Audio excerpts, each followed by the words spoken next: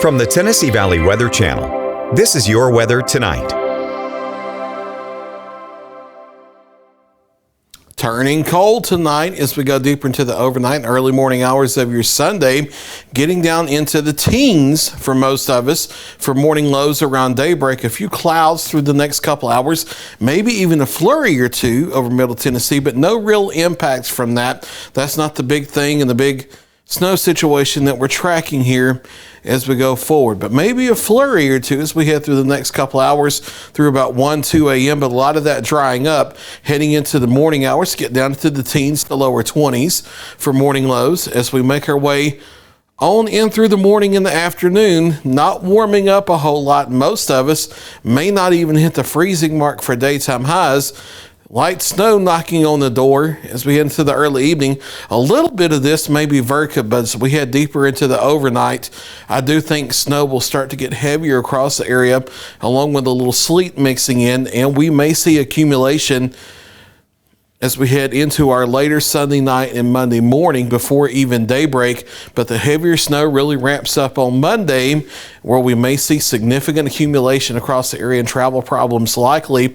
That clearing out of the way Tuesday, but cold Tuesday and Wednesday. So whatever accumulates really not going anywhere for a few days. So there could be extended travel problems for a couple days. The latest snow accumulation map update we have is a large area across southern Middle Tennessee down into northwest Alabama of 4+ inches of snow. We'll be going through the data during the overnight hours tonight and the early morning hours here of our Sunday, and fine-tuning where we expect a narrower band of even heavier snow accumulations. And we'll have that updated information on social media during the morning hours of Sunday and then on our live show at noon on Sunday. But we'll be going through that through the overnight and the early morning hours of our Sunday. We have expanded heavier snow totals a little bit more into northwest Alabama, but especially south of the Tennessee River, there is a little bit of a question mark on that, because sleet mixing in, at least early on,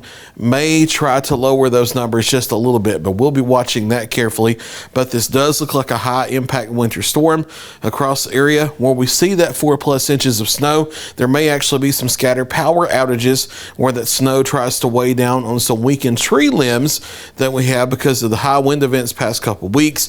Icing, not a big concern at all really, but there may be some sleet mixing in south of the Tennessee River. Regardless of how this all shakes out, significant travel issues are possible, if not likely, across the area. And then staying cold for the next 7 days. The warmest we get on the board is upper 30s for Thursday.